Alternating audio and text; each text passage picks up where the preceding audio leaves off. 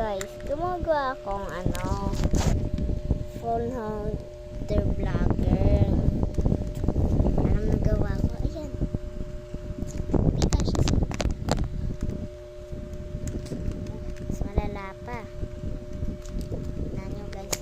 Kung dapat lalagyan ng cellphone pag nag-vlog.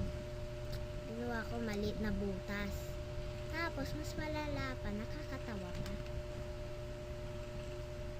Rublix holder, diba? Basta hindi lang makatayo yung